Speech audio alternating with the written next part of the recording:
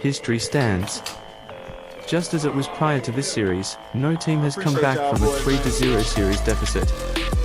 The undrafted Caleb Martin was the star of the show tonight with 26 points on 11 of 16 shooting. Martin did it all series and there was no letdown in this Game 7. Jason Tatum turned his ankle in the opening minute and never recovered. He never settled into a rhythm offensively, 14 points, 5-13 FG, nor did he look like the all defense caliber player we've grown accustomed to on the other end. With Tatum struggling, the Celtics needed a big Jaylen Brown performance. Unfortunately for the Boston faithful, Brown fell far short of expectations, finishing with as many turnovers, 8, as made shots, 8-23 FG, 19 points. The Heat jumped him every time he put the ball on the deck on the perimeter and his suspect handle did not hold up. As they've done throughout the postseason, Jimmy Butler and Caleb Martin carried the load for Miami. Butler scored a game-high 28 points en route to winning the Eastern Conference Finals MVP trophy while Martin poured in 26 points. The Heat now face the Nuggets in the NBA Finals on June 1st. The Miami Heat closed out the Boston Celtics in the NBA's Eastern Conference Finals on Monday, winning a deciding Game 7 103-84 to advance to the NBA Finals against the Denver Nuggets. The road victory for the Heat blocked the proud Celtics franchise from becoming the first NBA team to rally to win a 7-game series after losing the first 3 contests. We have some incredible competitors in that locker room. They love the challenge, Heat coach Eric Spoelstra said.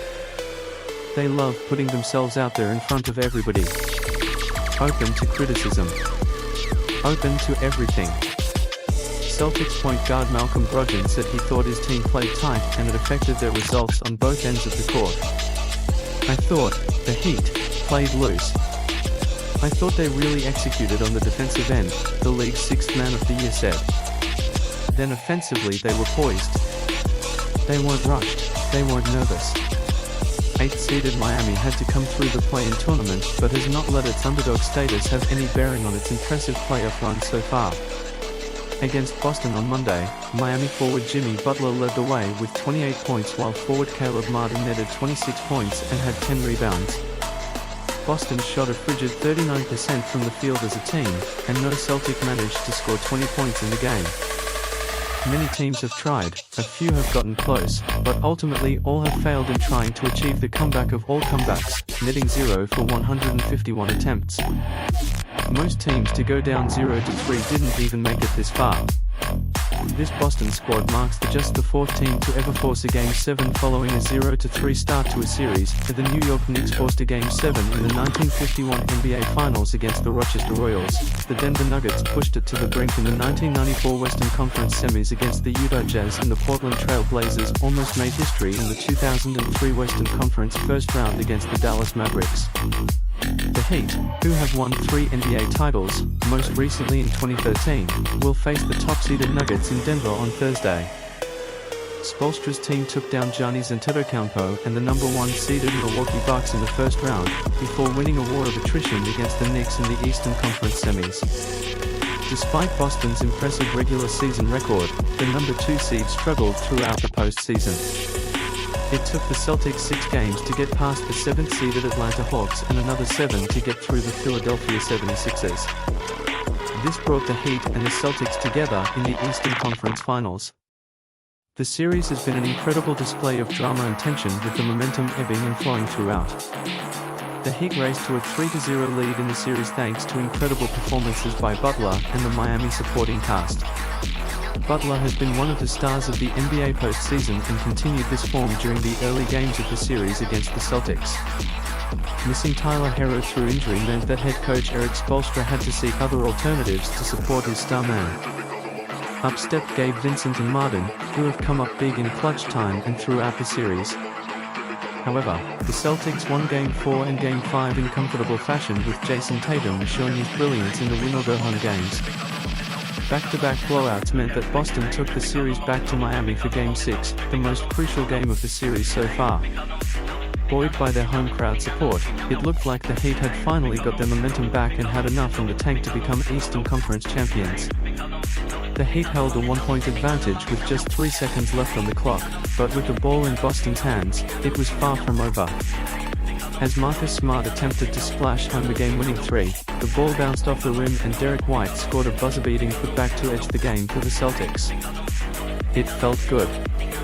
Everybody was asking me, "Did you get it off?" And I was like, "Yeah, I think so, but it was so close, you never know," White told reporters afterwards.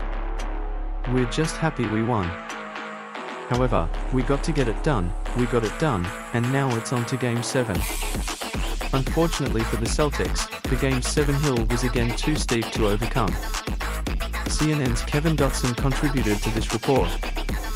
Jason Tatum's turned ankle doomed Celtics from the start. After everything they did to get to this point, the Celtics suddenly had the rug pulled from under them. On the first play of Game 7, Jason Tatum sprained his ankle landing on Gabe Vincent's foot, and was simply never the same. Vincent was sliding across the floor and was just a fraction of a second away from missing Tatum. The margin between history and defeat was the width of a toe. The Celtics are used to this. Just before Media Day kicked off the season back in the fall, Ime Udoka was suspended and Joe Mazzulla was placed in charge of the team ready to win it all. They surfed the waves of inconsistency throughout the year, then navigated a torrential storm in the playoffs to have a chance to be the first team in NBA history to come back from being down 0-3. But with Tatum a shell of himself, as he put it, it all slowly unraveled as they missed their first 12 three-pointers of the night and never could quite close the gap on the Heat living their identity to the fullest. The Celtics season is over, leaving history at the altar with a 103-84 Game 7 collapse at home as they could not hold it together for a full 48 minutes under the toughest circumstances. It's a pattern that happens with us.